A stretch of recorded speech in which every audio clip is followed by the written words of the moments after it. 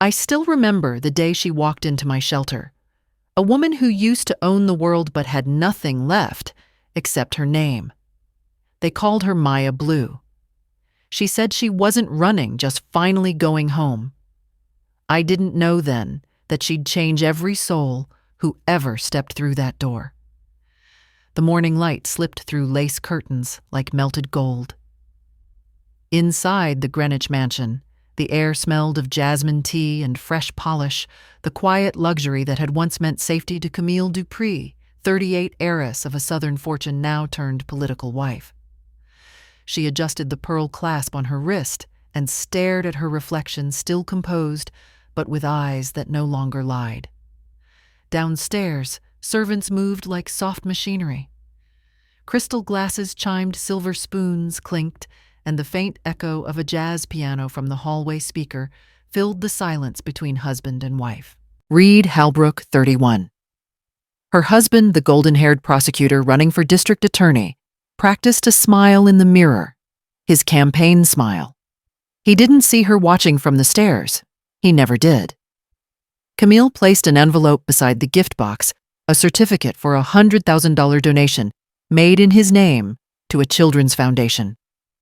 Her handwriting curved with elegance, but her pulse carried something sharp beneath the calm. Then she heard a voice from the parlor. His voice low, amused. "She's useful, Mother, that's all. The fat check that walks." Laughter. Two voices, his and Delilah's, his mother's. It slid through the half-open door like poison mist. Camille froze. The china cup in her hand trembled. Tea spilled onto her wrist, burning. But her face didn't move. Years of society galas had taught her that silence was the finest armor. She stood there until their laughter thinned into casual chatter about his campaign posters and dinner reservations. Then she turned quietly, step by step, climbing the staircase again, a queen retreating to her tomb. And by the time the jasmine faded, a plan was already forming behind her calm brown eyes. The echo of their laughter still haunted the corners of the room long after Camille had climbed the stairs. It clung to her silk robe like smoke. She sat at the vanity motionless as the afternoon light fractured across the mirror into little gold knives. Every word replayed. That fat check that walks. A phrase so cruel it cut deeper than infidelity ever could. She reached for her wedding photo. Her hand hesitated midair, then stopped. The frame's edge gleamed under the light, polished and cold. The woman smiling inside that frame looked like someone who believed in promises. That woman was gone. Camille opened her laptop, fingers steady. She typed a simple message to her financial advisor: transfer everything from Halbrook Joint to Dupree Trust, personal authorization only. Then another to the private broker in New Orleans she'd met years ago at a charity gala. "If the Magnolia property is still available, I'll take it. Cash. Discretion required." Her reflection met her gaze once more. There was no fear now, only clarity. She slipped the $100,000 donation certificate back into its envelope and placed it on the dresser. It no longer symbolized kindness, it was evidence of her goodbye. Downstairs, Reed's laughter rose again. He was toasting with champagne. His mother's perfume drifted upward, the same floral scent Camille once tried to imitate. She buttoned her coat, and whispered into the still air. "You both will wake up tomorrow, in a house that no longer belongs to you." Then she turned off the lamp. The room plunged into half-darkness, the kind that holds its breath before the storm. Outside, thunder rolled over Greenwich, soft, distant, inevitable. The mansion slept early that night. Rain brushed against the tall windows like fingertips tapping a secret rhythm. In the master suite, Reed snored softly beside a phone still glowing with unread messages. Camille sat at the writing desk, her back straight, her pulse steady. A blank sheet of stationery waited before her. The Dupree crest shimmered faintly in gold. She wrote in calm, looping strokes, "Thanks for showing your true colors." no anger, no farewell. Just a mirror held up to the truth.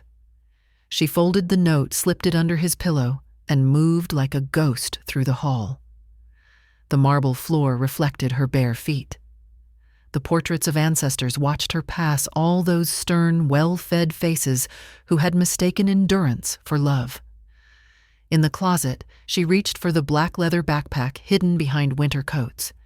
Inside, passport, birth certificate, USB, drive, a photo of her at 18 on a Louisiana beach, and a sapphire ring that had belonged to her grandmother. Everything else would stay.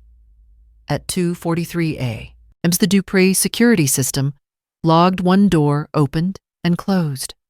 No one noticed. The driver of a black limousine, prepaid and instructed for silence, waited at the gate. As the car rolled down the private drive, the mansion's lights flickered in the rearview mirror, one last pulse from a life she had outgrown. Camille pressed her palm to the window. The reflection staring back no longer looked like a victim. It looked like someone beginning. The rain thickened. The world beyond the glass blurred into silver. When she whispered her new name for the first time, it sounded almost like a prayer. Maya. Maya Blue. The train slid south through dawn fog, its windows filmed with dew. Camille. No, Maya Blue now watched the gray blur of forests and marshes give way to the wide delta light. She had left her last name somewhere between Connecticut and courage. By the time the conductor called New Orleans' last stop, the city was already awake. Steam hissed from street vents, and the smell of chicory coffee and rain-soaked brick wrapped the air. Brass notes from a trumpet drifted across the platform, half sorrow, half celebration.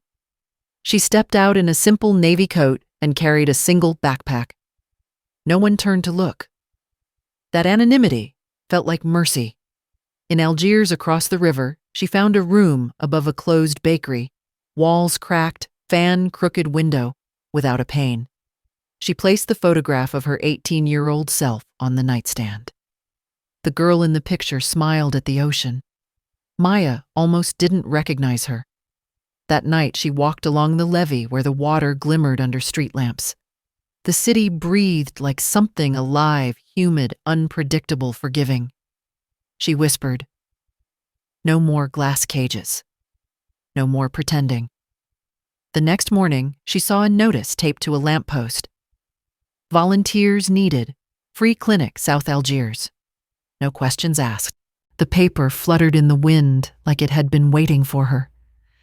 She tore off the bottom strip with the address, folded it carefully, and slid it into her coat pocket. Her pulse steadied. The city hummed around her like a new heartbeat.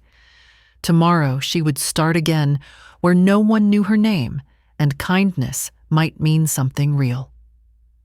The clinic stood at the corner of Dauphine and Monroe, a one-story brick box with peeling blue paint and a sign that read, "Free care.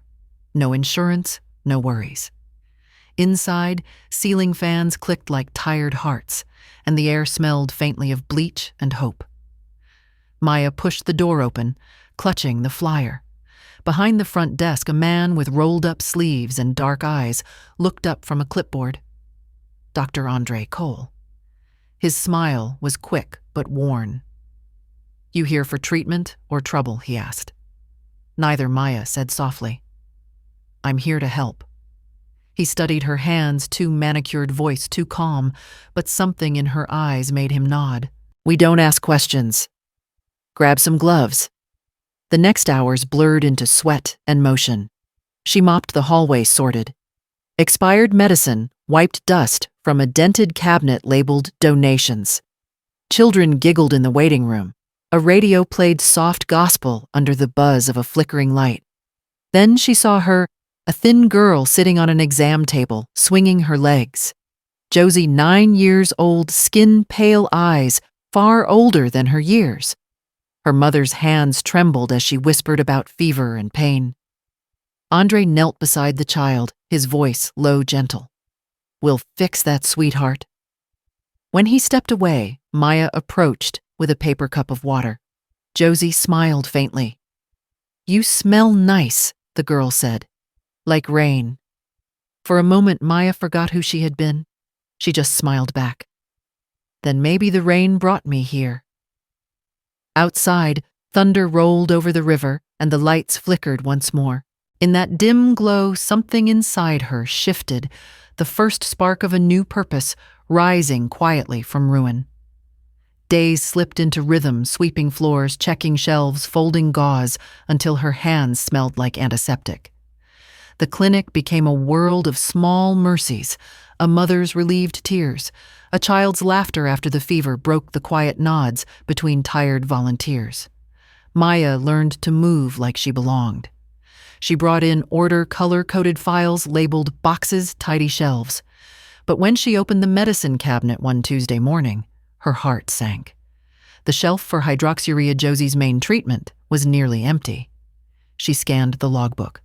The last delivery had been 3 weeks late. The signature on the invoice looked rushed, almost forged. At the bottom, Pelican Health LLC. Dr. Cole, she called. Holding up the file. This supplier, are they local? He frowned. Contracted by the state. We're supposed to get monthly shipments, but lately, nothing shows on time. Maya's mind sharpened. She had spent years managing foundations and donations for Reed's campaign. She knew the patterns of paperwork, the quiet ways greed wore a good suit. That night, she stayed late sorting boxes in the dim glow of a desk lamp. Outside, the street hummed with jazz and drizzle. Her hands paused over a crumpled delivery slip. Same company, same late date. A coincidence, maybe, but her instincts said otherwise.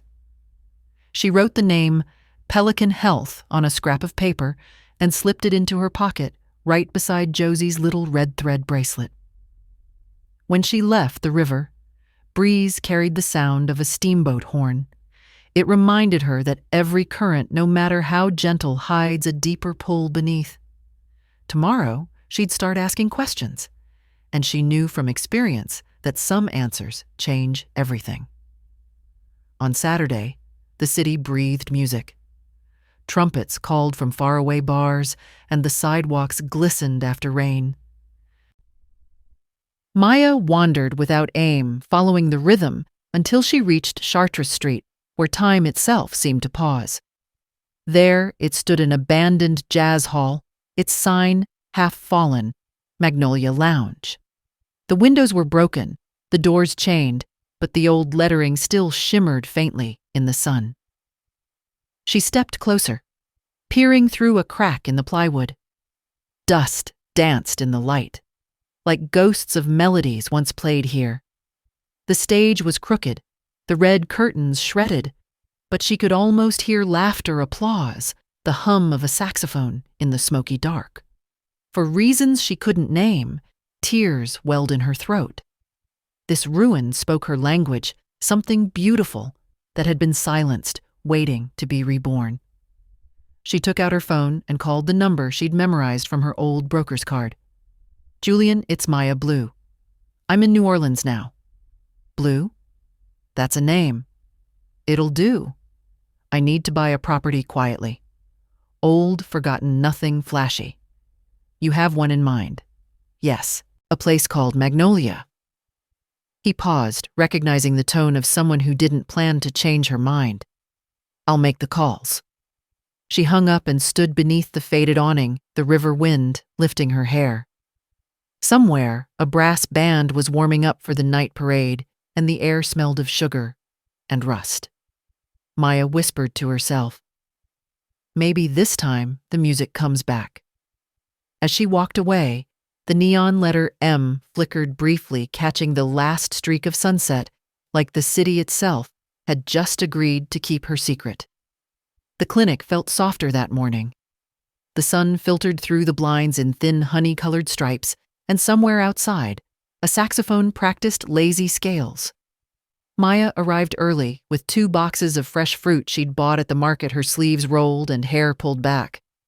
"Someone's motivated," Dr. Cole said, half smiling over his clipboard. "I was tired of canned peaches," she replied. The lightness in her tone surprised even her. In the waiting room, Josie sat cross-legged on a plastic chair, whispering to a ragged stuffed rabbit. Her IV bandage peeked from under her sleeve. When she saw Maya, she waved. "I made you something," the girl said, pulling a thin red bracelet from her pocket. It was uneven, tied in a small, messy knot. "So you don't disappear." Maya knelt, her throat tightening. "Disappear people here always leave," Josie said. Matter-of-factly. "The nice ones first." Maya swallowed hard. "Well, I might be stubborn." She slid the bracelet onto her wrist. "See, it fits. That means I'm staying." Dr. Cole glanced from across the room, catching the quiet exchange. Something softened in his face, the guarded kind of man who'd seen too many broken promises. Later, as Maya logged inventory, he leaned on the doorframe. "You've got a way with people." She smiled without looking up. "Only the small ones. They tell the truth." The power flickered. The hum of the refrigerator faltered, then steadied again. Outside, thunder cracked over the river. Maya traced the red thread with her thumb. It glowed faintly against her skin, a fragile reminder that she was no longer invisible. Somewhere deep inside her, a voice whispered, "Hold on. The storm's just beginning." Night had wrapped the city in its velvet hush, but the clinic still glowed under one flickering fluorescent tube. Maya sat alone at the front desk, surrounded by stacks of invoices and half-empty donation boxes.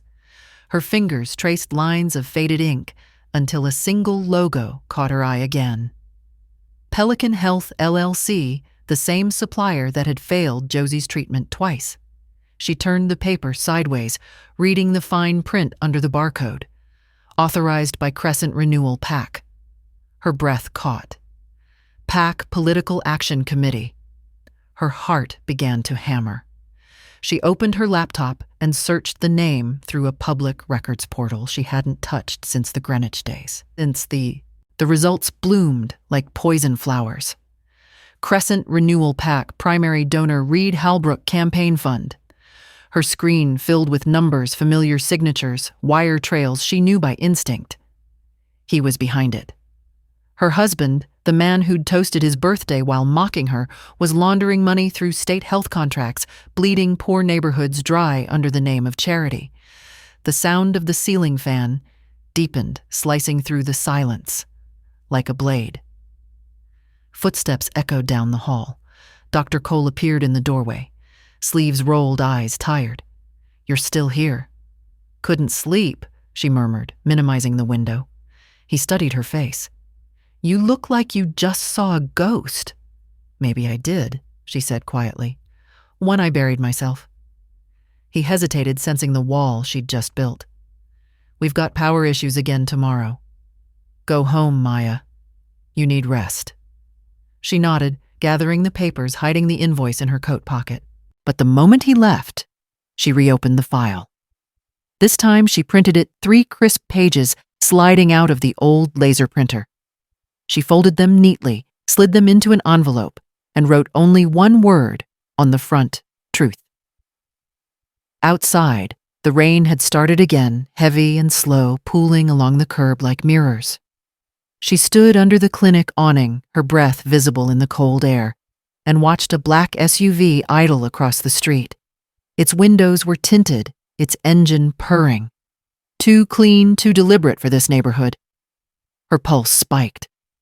She turned her collar up and walked the opposite way, careful, steady. The SUV didn't move, but she felt its gaze until she disappeared around the corner. When she reached her apartment, the power was out. Candlelight fluttered against the cracked wall as she spread the documents across the table. The lines between politics, medicine, and corruption stared back at her, clear as scripture. Pelican Health wasn't just a scam. It was Reed's shadow network, built from everything she'd once helped him organize. Her stomach twisted. This was the truth she'd been running from, chasing her through every state line. She blew out the candle darkness, swallowing her whole. But her mind stayed bright, burning with one vow. If he built this empire with my name, I'll be the one to burn it down. The storm came in thick and sudden. slamming against the clinic windows like a fist. Lightning sliced the clouds and thunder rolled deep enough to shake the old ceiling fan. Maya was restocking shelves when she heard it. A small cry from the back room. "Dr. Cole," she called, already running. Josie lay on the exam table, her little body curled tight, breath coming in short, frantic gasps. Her skin was gray beads of sweat glimmering on her forehead. The IV bag hung almost empty, the machine flickering red. Cole appeared within seconds, stethoscope swinging. "Crisis episode. Her hemoglobin's crashing," he said, voice clipped with focus. "We're out of hydroxyurea again." Maya's heart lurched. "The order hasn't arrived." "I know." His jaw clenched. "Without it, we risked stroke seizure." "God." He checked the girl's pulse again. "Hold her steady."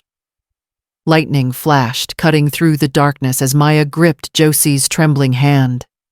The bracelet of red thread glowed wet against her own wrist. "I can fix this," she whispered. Not to him. Not to anyone.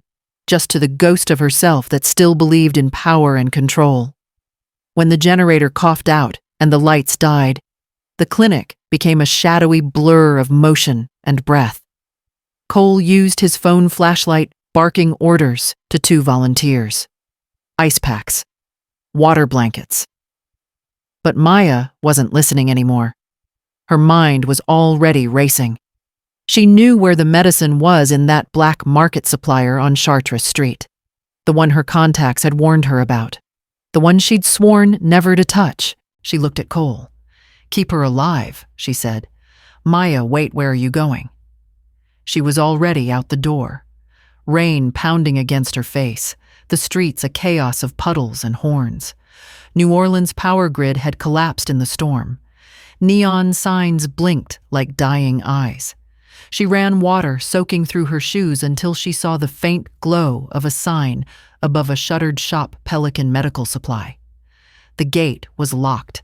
She grabbed a brick from the gutter and swung. The glass shattered with a shriek, scattering diamonds into the streetlight. Inside, rows of boxes towered in the gloom. The smell of mold, disinfectant, and money filled the air. She tore open crates, bandages, saline gloves, then finally bottles labeled hydroxyurea 500 mg. Her breath hitched. She stuffed 2 boxes into her bag, her hands trembling as sirens wailed in the distance. Back at the clinic, Cole's head snapped up when the door burst open. Maya staggered in, drenched, clutching the precious cargo. "Got it," she gasped. He stared, half disbelief, half awe. "Where, don't ask." She tossed him a bottle. "Just save her." They worked in tandem, the room pulsing with the rhythm of machines rebooting. Cole administered the dose. Josie's breathing slowed her heartbeat, evened color returning to her lips. When it was over, Maya sat in the hallway, soaked and shaking rainwater pooling at her feet. Cole joined her quietly, handing her a towel. "You could have been arrested," he said. "I've already been imprisoned once," she whispered. "This isn't worse." He looked at her. Truly. Looked this time, the steadiness in her eyes, the hidden sorrow that burned like iron. Outside, the brass band that had been rehearsing down the block began to play again, their notes faint through the rain. A trumpet stumbled, then rose strong and clear. Josie stirred, whispering something from the other room.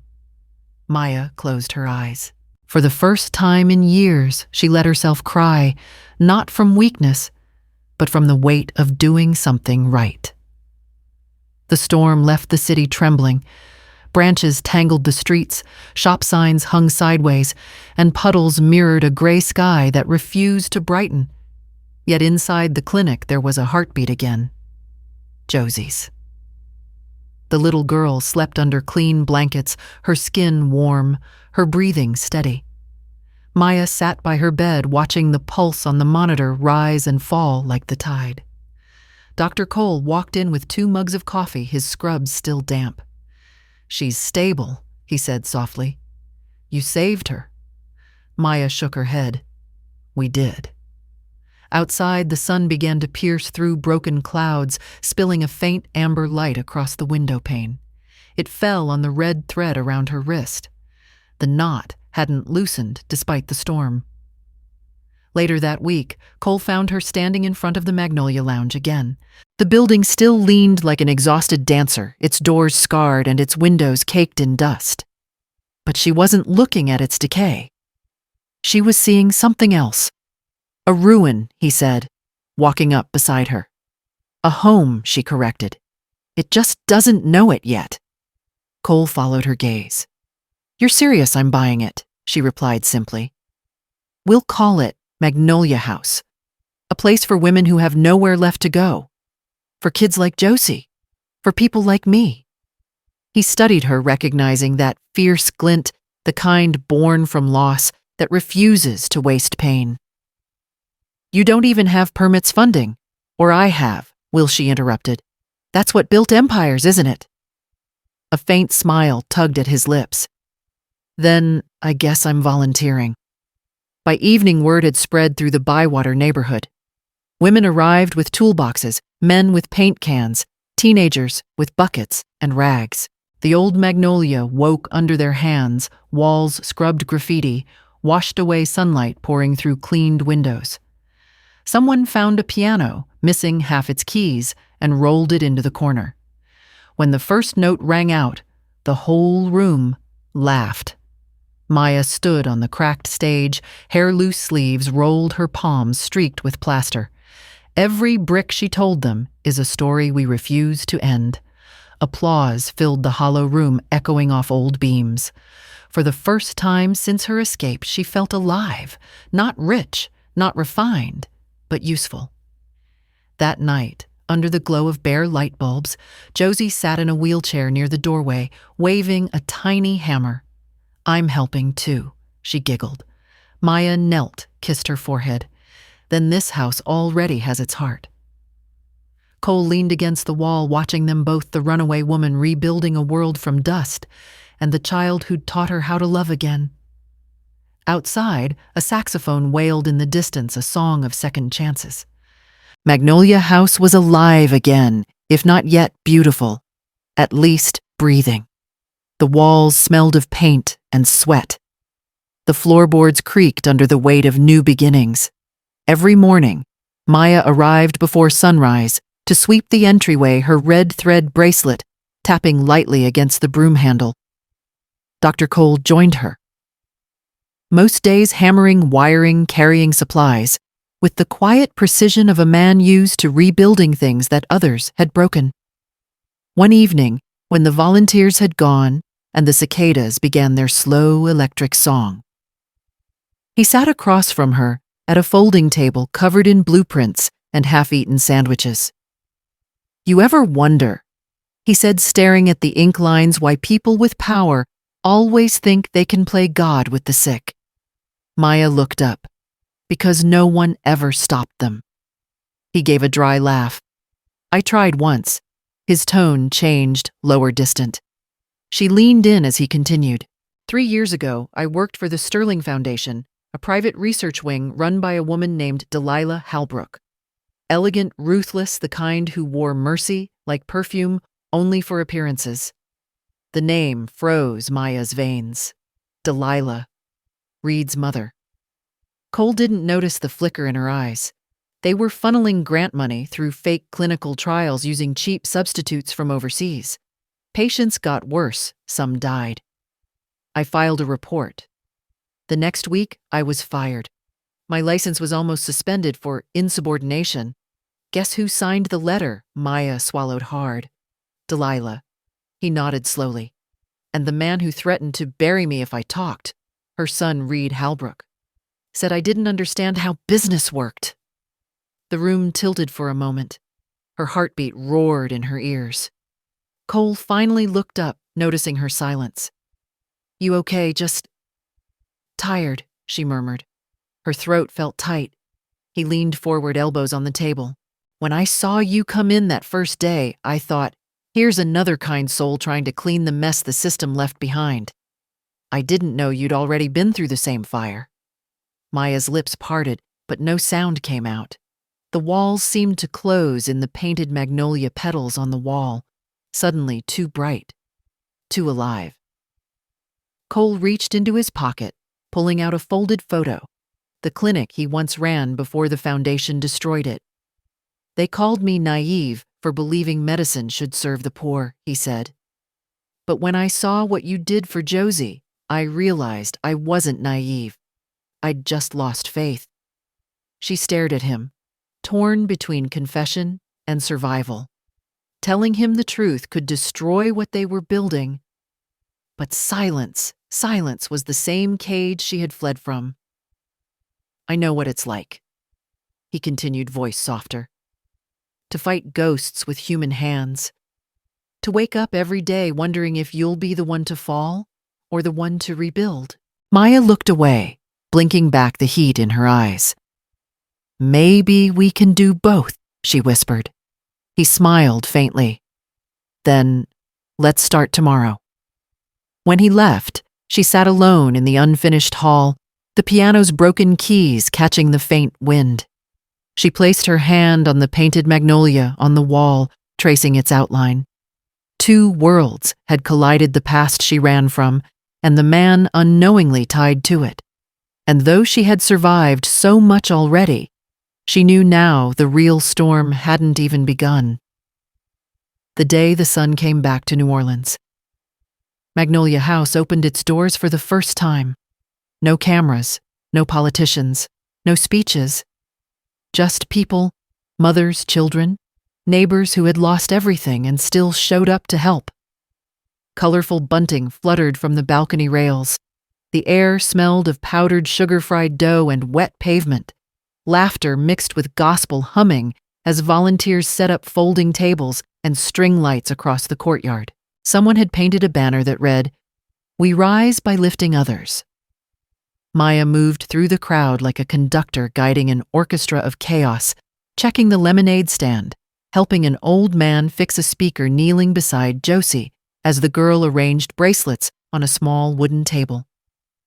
Josie's hair was growing back, fine and soft, her smile stretched wide. "We'll sell 100, she declared, shaking a handful of red thread bands. Maya laughed. 100 might save the roof." "Then I'll make 200, Josie said, serious as a surgeon. Dr. Cole passed behind them, sleeves rolled, eyes softer than usual. He nodded toward Maya. "You pulled off a miracle." "No," she said. "Just a beginning." Music drifted from the corner, a jazz trio of neighborhood kids on trumpet, bass, and drums. Their rhythm wasn't perfect, but it was alive. Women sold sweet bread, and gumbo men grilled ribs on rusted smokers. A toddler danced barefoot in the puddles, his giggles rising above the brass notes. For a few bright hours, Magnolia House didn't feel like a refuge for broken things. It felt like the heartbeat of a city, learning to forgive itself. Maya stood by the gate, looking out at the street, the same street that once scared her. She breathed in the air heavy with barbecue smoke and trumpet heat. This was what she had always wanted, a life unmeasured by money, but by usefulness. Then from across the street, the click of a camera shattered her peace. A man stood near the lamppost lens, trained directly on her. Not a volunteer, not local. The press badge clipped to his jacket gleamed when it caught the light. Her body stiffened. For a moment she froze, heart thundering under her ribs. Then she turned away, pretending not to notice. Dr. Cole saw the movement, his brow furrowing. "You all right?" "Just a little dizzy," she murmured. But her smile was too careful. By evening, the fundraiser had raised nearly $6,000, enough for the clinic's new freezer and fresh paint. The crowd lingered as twilight sank into music and prayer. Maya watched the last of the guests leave, her heart full but uneasy. Later, while sweeping confetti from the floor, she passed the front desk computer. The screen flickered with an email notification, new media upload, Crescent Times. Her fingers trembled as she opened it. The article was titled, "Mystery Woman Behind New Orleans Magnolia House Bears." Striking resemblance to Missing Heiress. Below it, a photo from the fundraiser, her smile unmistakable, even blurred behind a curtain of lights. The room swayed. Her knees nearly buckled. The world she built from silence was about to echo again, and this time the ghosts would know where to find her. She reached for the red bracelet on her wrist, whispering to herself, "Stay calm, Maya. Don't disappear again."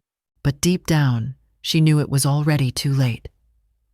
The rain returned that night, thin, steady, the kind that soaked sound into silence. Maya locked the clinic and pulled her coat, tight, the red bracelet hidden beneath her sleeve. The streetlights flickered as thunder rumbled somewhere over the river. Then she saw it. A black SUV idling across the street from Magnolia House. Tinted windows, engine humming low. No headlights. Her pulse kicked. Maybe it was nothing, a neighbor, a delivery driver, a lost tourist. But she knew better. The passenger window rolled down halfway.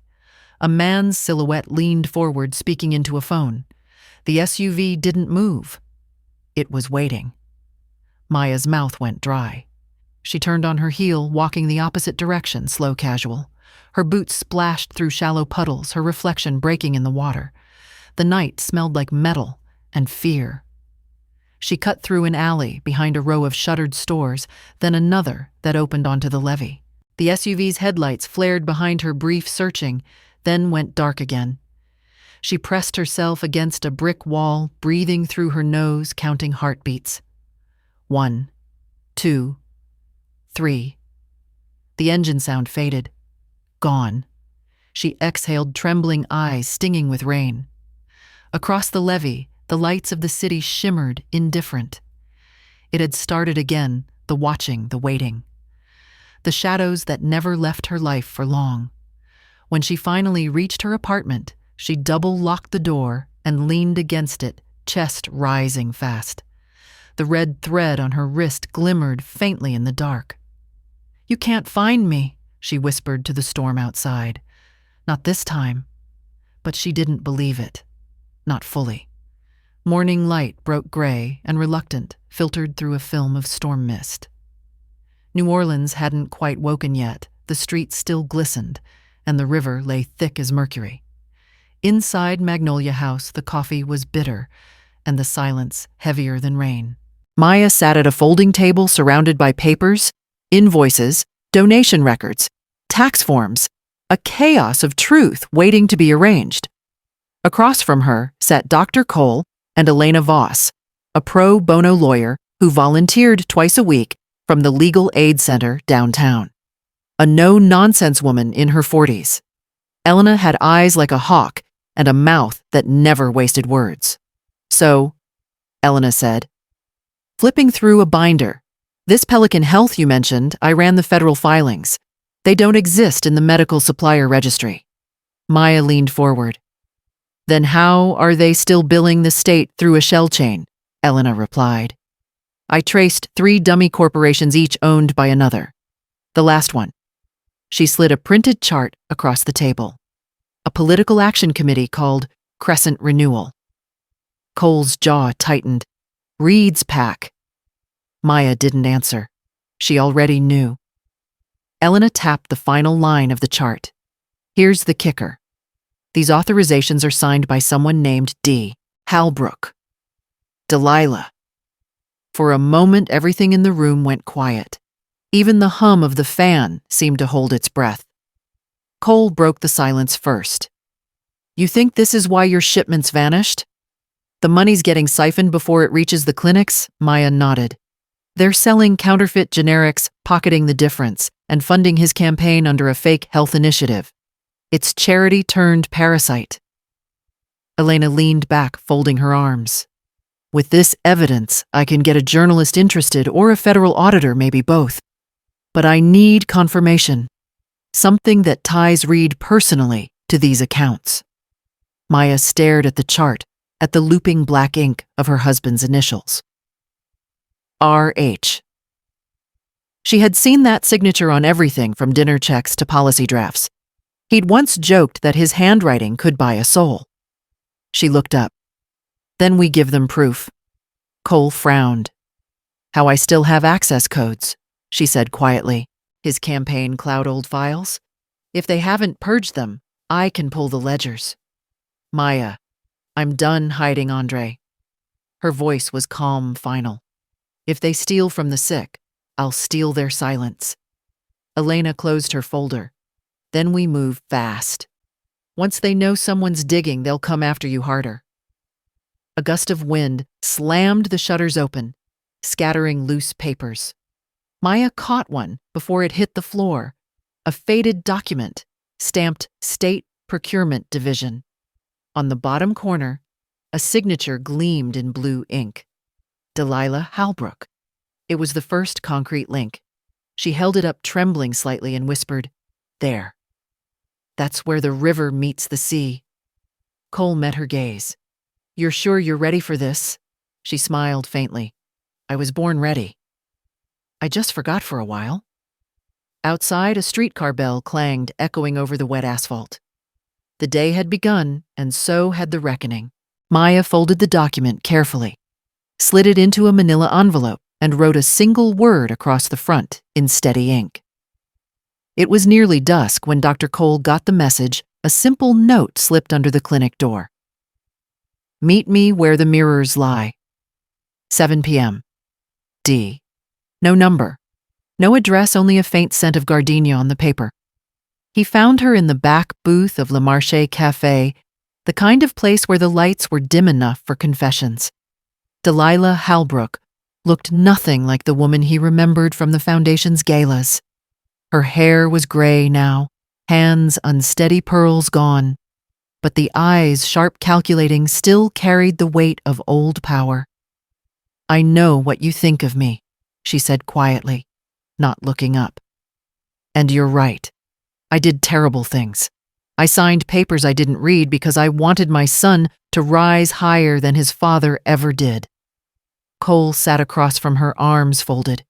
"People died because of those papers." Delilah nodded, tears trembling but never falling. "And my conscience with them. But I'm tired of pretending. They're coming for the woman you're protecting, Dr. Cole. Her." He stiffened, but she raised a shaky hand. "Don't bother denying it. You think I wouldn't recognize her? Savannah Dupree doesn't vanish easily. She's my daughter-in-law, or was." Cole's throat went dry. "Why are you telling me this? Because I owe her the truth," Delilah whispered. She reached into her purse, pulled out a small USB drive wrapped in silk. Emails, contracts, offshore accounts. Enough to end Reed's campaign and the whole network. Cole hesitated before taking it. "Why now?" "Because he's become worse than his father. And because once Savannah looked at me like I was still human." Delilah rose, her perfume faint but familiar. "Tell her. I never had the courage to run. But maybe she'll have the courage to finish what I started." When she left, Cole sat alone in the dim light, the drive heavy in his palm. Outside, thunder cracked across the Mississippi. For the first time, the enemy had given them a weapon, and maybe, just maybe, a chance at redemption. The next morning, Magnolia House didn't hum, it trembled. News vans lined the street, microphones glinting like knives. Someone had leaked the first wave of documents from Delilah's USB. Wire transfers, shell accounts, falsified reports, Reed Halbrook's empire laid bare. Inside, Maya stood at the old jazz stage laptop, open red bracelet trembling against her wrist. Beside her, Dr. Cole adjusted the mic they'd borrowed from the church next door. The live stream counter blinked in the corner of the screen, 248 viewers, and climbing fast. "This isn't about revenge," Maya said softly, voice low but steady. "It's about what happens when greed dresses up as charity, when power steals from those who have nothing left to lose." Her voice carried through the hall and out into the street. Women holding babies stopped to listen. A vendor turned down his radio. Somewhere, a child's laughter went silent. Cole took over, clicking through the documents on screen. Each payment shown here was disguised as a donation. but every cent came from medical funding meant for community clinics, including this one. Gasps rippled through the crowd. The comments exploded on the live stream. Thieves. God, they used sick kids. Expose them all. Maya's hands shook, but she didn't stop. Reed Halbrook used my name and my trust to build a network of corruption. He called it public service. Her voice broke, but she caught it mid-breath. I call it theft of the human soul. Cole looked at her proud, protective, afraid. We've sent copies of these files to the press, the Attorney General's office, and the Federal Audit Board, he announced. There's no going back now. The doors burst open. Rain swept in with the sound of polished shoes and anger. Reed Halbrook stood there flanked by 2 bodyguards, face pale and jaw locked. Cameras turned instantly. The crowd gasped. Turn it off, Savannah, he hissed, using her real name like a weapon. Before you destroy everything, including yourself. She faced him slowly, the crowd parting like a tide. You already did that. He took a step forward, eyes burning. You think this will make you a hero? You'll drag your own family name through mud. I stopped being your family the day you laughed about my body. The air went still. Cole stepped between them. You don't belong here, Halbrook. Leave, Reed sneered. You again, the doctor who cried foul because he couldn't follow orders. His gaze swept the room. This little circus won't last 24 hours. My lawyers will bury every file before dinner. Maya held up a printed document, Delilah's signed authorization. Then explain this. He froze. Recognition flashed across his face like lightning. Cameras clicked, capturing his silence. Walk away, she said softly, before the river swallows you too. Reed's eyes darted between her and the journalists flooding the doorway. For the first time, the hunter looked hunted. He turned sharply, rain slicking his suit as he stormed out. The crowd erupted cheers, sobs, shouts of gratitude and disbelief. Cole reached for Maya's hand, squeezing it hard. You did it, he murmured. She smiled faintly, tears threatening. No, we did. Outside, the rain poured heavier, running down the street toward the Mississippi, carrying away the dirt, the lies, the years of silence. And for the first time in forever, Maya didn't feel like she was running from something. She was standing exactly where she was meant to be. The applause still echoed when the world tilted. Maya's knees buckled. Dr. Cole barely caught her before she hit the floor. The crowd blurred faces melting into light and noise. Get her some air, someone shouted.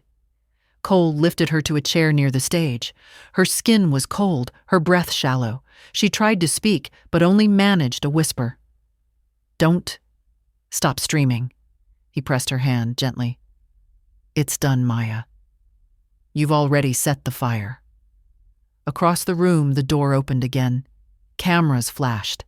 A hush rippled through the crowd as Delilah Halbrook entered, no pearls, no entourage, just a trembling woman clutching a folder.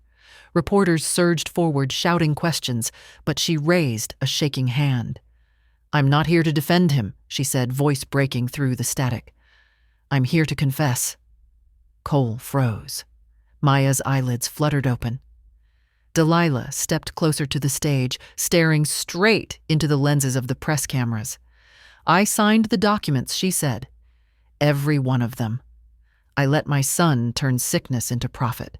And I let a good woman be destroyed because I was too proud to stop him. Maya tried to stand, but her body refused. Cole knelt beside her, whispering, Stay still. Delilah placed the folder on the podium. Here are the originals, contracts, emails, bank logs. The rest of the evidence is already sent to the federal prosecutor. Savannah. Maya. Whatever name you choose, I'm sorry.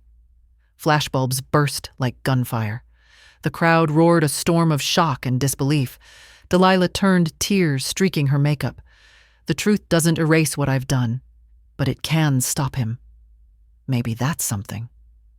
Maya's vision dimmed. The room dissolved into noise and light. she heard Cole's voice, distant, breaking. "She's not breathing right. Call an ambulance."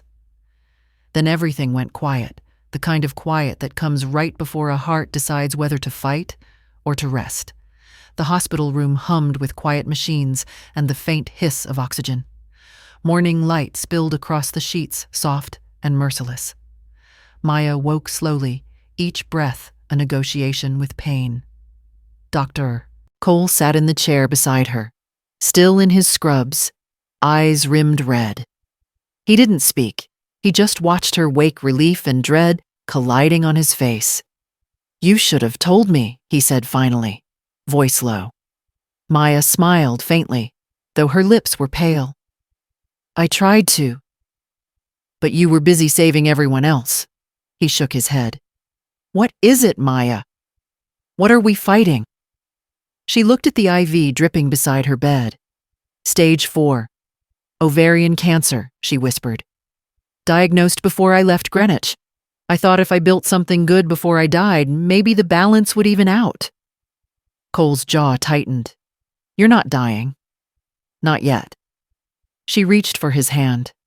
"Andre, this body's clock has been ticking for a long time, but Magnolia still has time left, and that's all I want." Tears blurred his vision. "Then let me help." "You already did," she said softly. "You gave me back the part of me that still believed people can change." She slid a folder from beneath her blanket papers already signed. "Everything I own is now under the Magnolia Trust. No heirs, no loopholes, just the mission." Cole's throat closed as he took it from her. Outside, thunder rolled faintly over the city as if the heavens were listening. Maya smiled, eyes half closed. "If I can't outrun the clock," she murmured, "then I'll make sure it keeps ticking for someone else." And for the first time, Cole didn't cry. He simply held her hand until the morning steadied. Rain fell soft and endless over St. Claude Avenue, washing the city clean of noise. The air smelled of wet magnolia and candle wax. Inside the courtyard of Magnolia House, people gathered under mismatched umbrellas. Neighbors, patients, mothers, children, all holding paper lanterns that glowed like small suns. There was no choir, no podium, no sermon. Just Dr. Cole, standing beneath the dripping awning, reading from Maya's final note. "Do not grieve the body that fades. Water the seed that remains." His voice cracked on the last word.